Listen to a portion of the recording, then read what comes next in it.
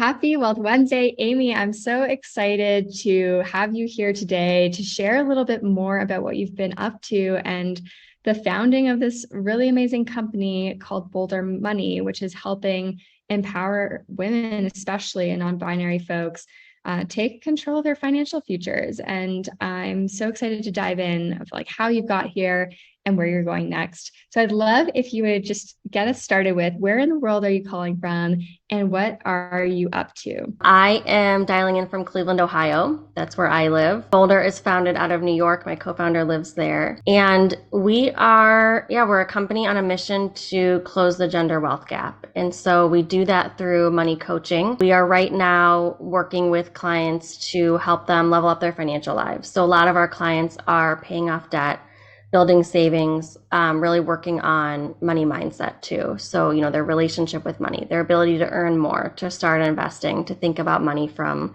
a holistic view of like, what do they want their lives to look like? I can't wait to dive into all of Yeah. this, what it means to do money coaching and Yeah. what you've been seeing really work for the people that are in this cohort that you're working on. And the first question for everyone is always this question around what was your first ever investment? What got you started and or who got you started? So my boring answer is that honestly, my first investment or diving into the markets was just with my 401k in the corporate world. I spent 7 years in corporate America before I became an entrepreneur. And so I remember just like selecting the target date fund, for my investments and just kind of going with it and feeling like, okay, that was fine. And so even now, I think my philosophy is always just focused on long term and kind of not worrying about the in between, right? Like set it and forget it, I guess you could say. Even right now, like I don't really look at my Robinhood app that much because of what's going on with the markets right now. So it's really interesting. But my second investment that I feel like was my true first investment in myself was hiring my first coach, because I think that's when I started thinking about, as an entrepreneur, like this is the lifestyle that I want. I want to solve big problems. I want to have an impact on the world. The return on that too has just been huge, not only in how I feel, but in what I've been able to build. I love that so much. I'm sure this also has been a big basis for money mindset. And as you think about coaching others on having that abundance mindset. And Yeah. I really love looking at to your past history, like going from an actuary, but then honestly diving in pretty quickly into money coaching. So I can't wait to dive into that. Like how and why did you get into your space from studying finance and economics in school and then moving into an actuary role now into being a founder? For me, it all comes back to like the pain that I experienced around being somebody who, I'd been in corporate America for 7 years. I was pregnant with my first son and making six figures and had $30,000 in credit card debt and no savings other than my 401k. I felt like many of our clients, when they come to us, where I was like, cool, like I make good money, I'm going to be fine. I don't necessarily need a lot of savings, like whatever,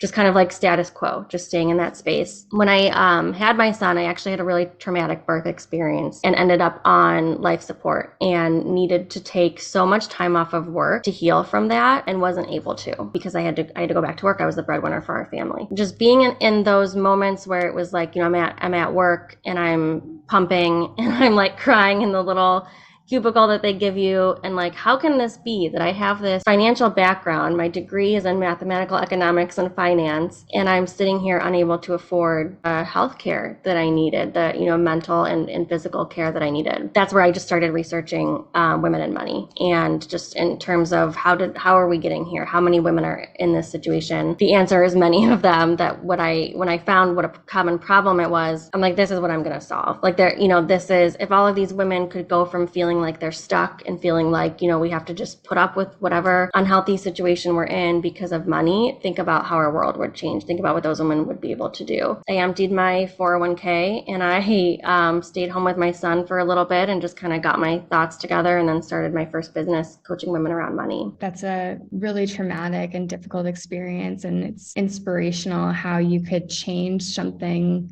so difficult into the force and the energy that then now drives you into what's also difficult being a founder and entrepreneur and leader of people. So I'd love to hear, what role you're playing in the wealth space and why you think it's important. And in particular, what have you been finding, especially with your demographic, is helping sort of change that narrative that you also personally experienced? We've learned so much, and it's kind of like a bittersweet moment every time we find something new, because a lot of it comes down to the standard of help that's out there. In the wealth space, we really play a pivotal role because we're almost like the intermediary for women who earn money but haven't been able to invest it, haven't been able to really build wealth and think of themselves as powerful users of money. 51% of women live paycheck to paycheck. What that means is not necessarily that they're not making enough money to support themselves.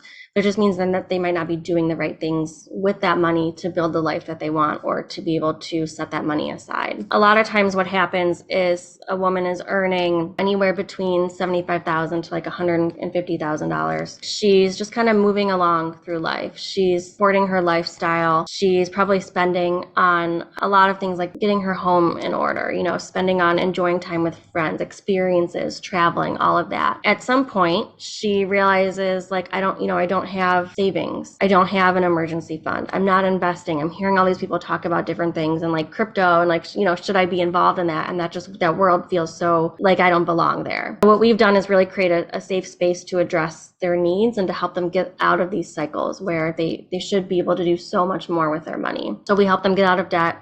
We help them be intentional about spending and really fall in love with the feeling of holding on to their money so that they can watch it grow, right? That's a big piece that's missing. Something that we've found is that, yes, this is important on an individual level. These women go on to take bigger risks in their careers because they feel more secure financially. They start businesses. But we also see it on an economic and a societal level, because when women have more money, they're more likely to make choices based on what they want to be doing in the world, the impact they want to make, what matters to them. So that's how we came to be bolder, because we found that with the work that we're doing, it's really the bolder choice that they're able to make with their lives. They're breaking generational cycles. They're leaving toxic workplaces. They're leaving toxic relationships. They're advancing into leadership roles. Yes, the numbers matter so much as we watch their net worth grow, but also as we watch them do amazing things in the world. That's like when women have more money, that's what's possible. I'd be so curious to hear from you what you think has been not only the most exciting thing you've learned, but what do you feel like, now having worked with so many people, is one of the first few steps or tools that help break the cycle? What do you feel has been most effective in the early stages of that? I think one of the most important things has to come back to, and really this is the most exciting thing we found too, has to come back to the mindset piece, their relationship with money. I think two people can go through very similar situations, but depending on what they learn from that and the way they carry that story with them about what they think and believe about money, that can really make all the difference. And that's left out of a lot of financial conversations too, and especially for women, that really matters. So one of the first things that we do with our coaches is we make that human connection around, what has money been like for you? What have you experienced and why? And we talk about it from that lens. It's validating for them, but it also opens it up to like take the pressure off. Like maybe there isn't something wrong with me. Maybe it's just that all these things have happened that have taught me to money in a certain way, and now I get to unlearn them. So we feel like that kind of levels the playing field a little bit. It makes them feel like I have a chance and I do belong in this world. Something else that's really important, I think a lot of people in general, this isn't necessarily just true for women, is that looking at their numbers and understanding where their money is going and why is a game changer. When they look at spending, not only from the perspective of like, what am I spending on, what category, but also how does this make me feel? Do I feel guilty because I spent on this? Did I make this choice out of an emotion instead of, or something more rational? Then they start kind of taking back some of that control. And it's not about being restrictive. It's about saying, this is what my values are. This is what's important to me. This is where my money is going to go. Instead of just thinking about, I'm investing because everybody else is. Well, no, I'm investing because I want to be able to travel the world and live wherever I want, or take 6 months off work. And so when we do it from that more emotional perspective, it makes a huge difference. That's where we see a lot more progress. And is there a person or a company that's really inspiring you in this space? A lot of the companies and the people that I look to inspire me are companies who are working to get equitable representation for women in specific industries. So we're partnering with organizations like AnitaB.org or Women in Innovation. Specifically for Anita B, they're a global organization for women in tech. They advocate for career advancement. They have us come in a lot. We have 2 big talks with them coming up about equitable pay in the workforce, about using the money that you're earning to build the life that you want. Like, there's so many organizations out there that are like, yes, when women have more roles in companies, companies, when they're in leadership, when they're in politics, when they are showing up in these spaces, those spaces get better for everybody. And so not only do the companies perform better, but we're seeing a lot of the societal impact from that. So that's where I get inspired, when there's other women that are like in this fight too, and they get it. Like, who makes a really good coach? What's your ideal coach? Because I feel like we've got to a point where we're almost in a little bit of like a leaderless society. It's hard to find the people to like apprentice under, or to find those guides, or even, meet those guides to them and bring them into some sort of like central orbit, like what you're doing with Boulder Money. So what is like your ideal coach, and how are you thinking about, building up that roster of just amazing people to provide that scalable? Yeah. What we found is that what makes the best coach is somebody who can make the client feel safe and held on a clear path to where they want to go, while also helping them look at their own limitations, the way that they might be holding themselves back, and really experience internal growth from that standpoint. So that can mean, asking the right questions to get them thinking about why they made a choice, learning how to advocate for themselves. So it has to be the combination of mindset and action.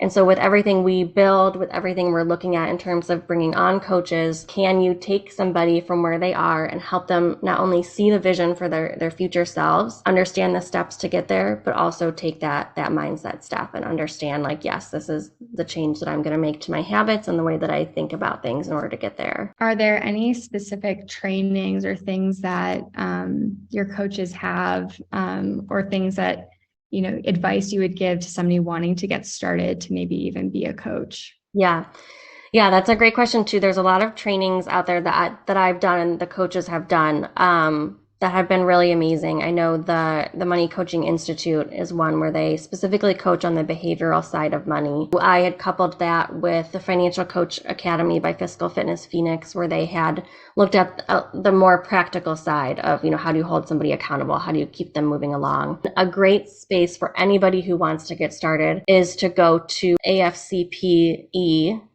I believe. Great places for getting started. They have a membership there. They have a bigger certification that you can choose to go through, but they also have like a small money management essentials course. There's so many resources out there for coaches. And I think the best thing to do to get started is to just understand who you want to help and why. Why is that person like your ideal client? Why is that person somebody that you can really make an impact for? I love that. And how have you thought about sort of money coaching certification versus like the much more intensive certified financial planner process? Yeah. Or becoming an RIA? Like, how have you thought about that for yourself or for Boulder Money? Just even as I think people who are inspired by the space might be exploring those different avenues. As we get more, looking at relationships with advisors, and different apps, different platforms and things, we will become an RIA, because we naturally help women use those products, right? As they get to the point where they feel more confident and they have money to put towards that and meet their goals. In terms of being able to differentiate between those, what we're doing is coaching on the starting points, but also the things that help you prepare to set money aside and to be able to invest in all of that. We're not necessarily looking at asset allocations. Eventually, that's something we'll be doing more of. We hear from our clients all the time that investing is really important to them. So we're, as we grow, as we increase our content library and our knowledge base, that's something that we'll be covering.